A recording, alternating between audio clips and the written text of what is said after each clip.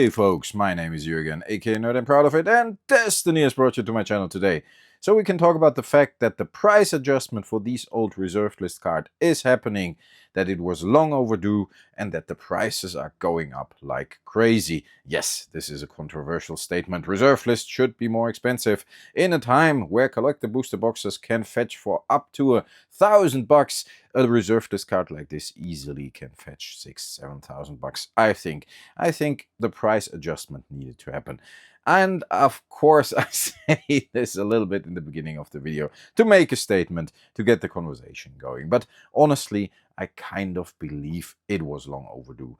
We seen this happening up to the MTG 30 disaster. The prices of the old cards were going crazy. Buyouts were happening. There are no buyouts happening now. Let's get that clear. A lot of people say if it's not a buyout, the price adjustment is just based on individual card sales. But on the other hand, at any given time, there are only a few of these cards on the market.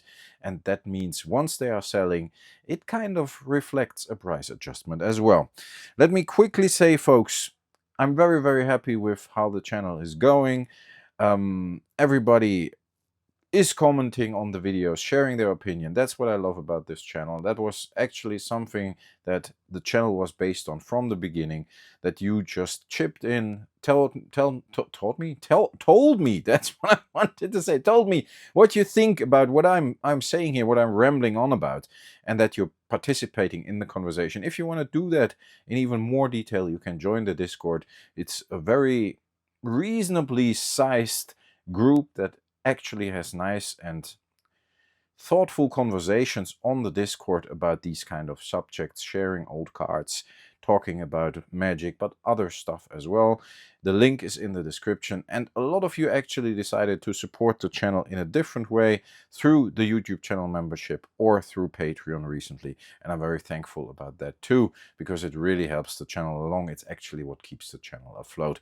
Everybody who leaves a comment, everybody who leaves the heart, hits the like button, is super appreciated as well, because that is actually what pushes the video in the algorithm. So please do. And if you're not subscribed yet, the subscribers have been going up as well. But let's talk about these old cards. I mean, like I said, I've talked about some of them in detail, and I wanted to get all these cards out here to actually have a conversation about many of them, and actually wanted to check if we are on the right track or if we're just talking bullshit.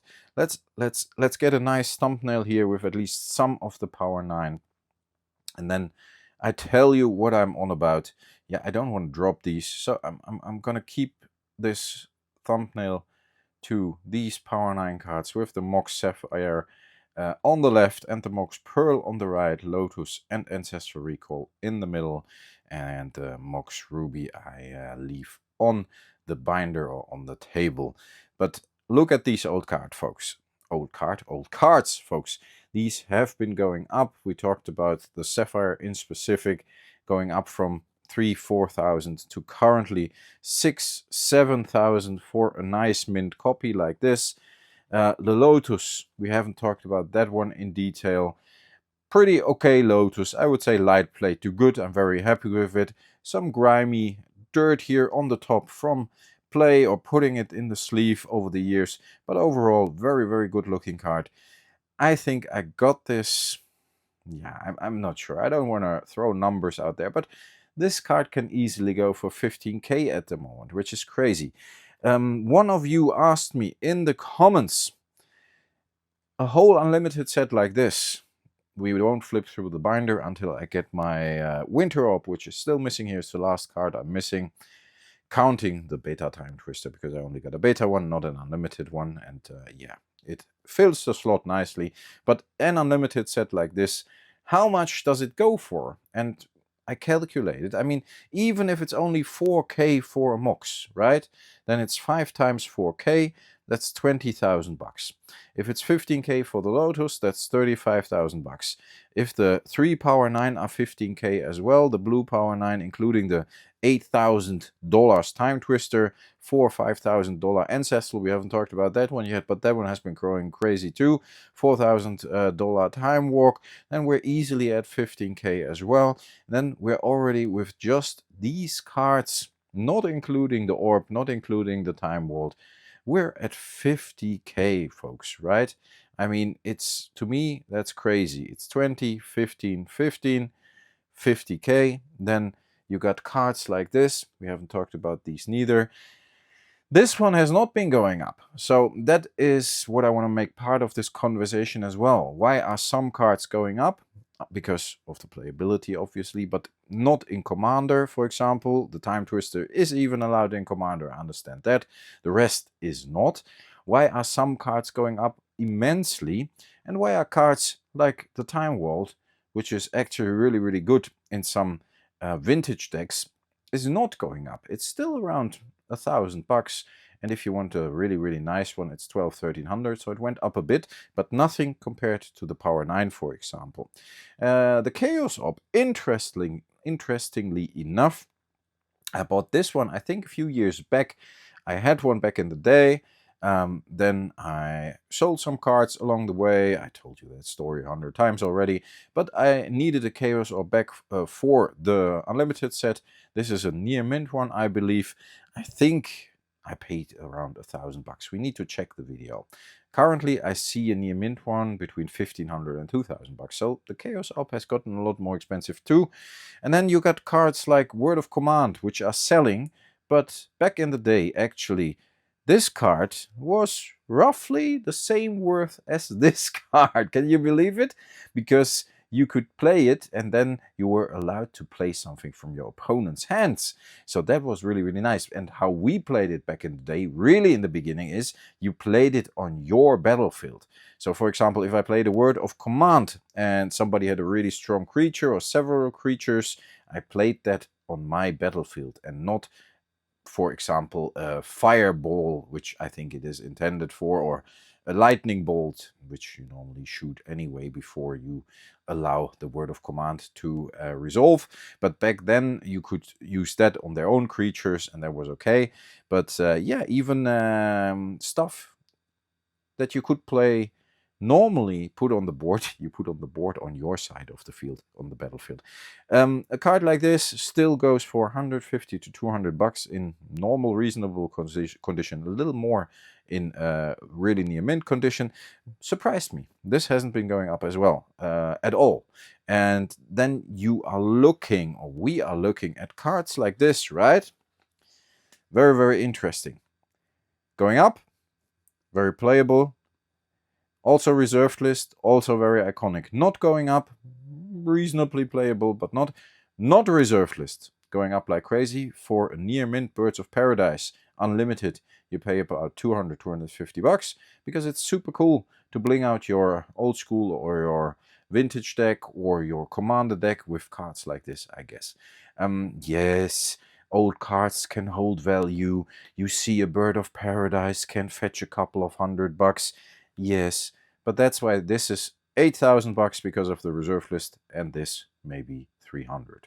It's very simple, folks. Obviously, an Alpha Shivan can fetch up to 5,000, 6,000 bucks. Beta Shivan 2, 3,000, because it's super iconic. It's part of the box. But if you look at cards like this, they are still worth a lot more than these cards that are not on the reserve list. But interestingly enough, a common like the Lanoa Elves costs you about 10, 15 bucks as well if it's in your mint condition in Unlimited, and that has been reprinted 100 times. So cards, playable cards, are still in demand and getting more expensive as we are talking about this whole thing happening. So vintage, not only the high-end reserve list, but the playable cards as well, and the others, strangely enough, not moving that much. I think it was long overdue. We had that happening towards the MTG 30 disaster. We had the prices that were on the rise. People were actually doing buyouts. I'm not sure if that's happening with these cards. Is it considered a buyout if every time a Time Walk or a Mox pops up and then sells, and then there's nothing on the market. Is that a buyout? No, not really, because then you would have to wipe out all the available stock on the market, which with a card like $6,000-7,000 is not really possible, right? I had a look at the Time Twister when we talked about that in the other video. I will link to the Time Twister video at the end of this video if you want to continue watching. But there were only like 14 available in all of Europe on card market, so that was like crazy. Obviously, there are only 3,000 around in the world from the beginning. How many of these are left in existence? How many of these are with private investors, private collectors who have multiple copies, maybe even 10, 15? How many have been destroyed along the way? I don't know. A fact is, folks, the price adjustment is happening. You can ignore it if you want to. You can say I'm full of shit. I'm not looking at the market correctly. Obviously, these cards are selling, and these cards are selling for more than they have sold like a year ago. Not all of them, obviously, like I said before as well, but most of the vintage cards, especially the high-end cards, have been going up. And then we're not even talking about the later cards like Gaia's Cradle and Mox, not the Crow Mox, you know, the Mox from the Stronghold era as well. This spawn has been going up to 1,000, the Cradle going up to 2,000. Price has been corrected a little bit down, obviously, but after some announcements and so on. But still, cards that are very playable obviously get more expensive along the way if they're on the reserve list. But old stuff like this is going crazy as well. Let me know in the comments if you think the price adjustment was overdue. I think looking at the whole market, looking at the recent sets, looking at how expensive Magic the Gathering as a game has gotten to play, old cards like this, which are absolutely iconic, were long overdue for a price adjustment. And I think it's happening. And if you look at the market, and if you actually check out the sold cards, and if you check the low stock on the market for a lot of cards like this, then I would assume you would agree with me. But still, let me know in the comments what you think is happening. If you want me to look at a specific card like we did for the Time Walk or for the Time Twister or for the Mox, obviously I would like to look at the Lotus as well. The Ancestor, I think, is a very interesting one. Super, super expensive. I was very surprised by that. Obviously, I personally think, I always have, this might be the best card in all of Magic the Gathering.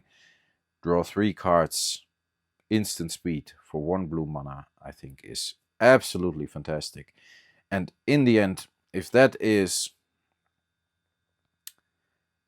$4,000 or $5,000, is that too crazy for a card like this? I mean, I'm not sure. I don't think so. Right? Yeah, folks, I'm not done talking about this. I'm sorry if I sound like a broken record. Let me know as well. Obviously, I made some videos in between about other stuff, about more recent stuff, about the Masters of the Universe Secret Lair. Some of you watched that video, but apparently vintage... I'm not making the vintage videos and the reserve list videos because I know a lot of people are watching it because I'm personally interested in it. Not because I have these cards, but I love these cards. And that's why I want to see what they're doing.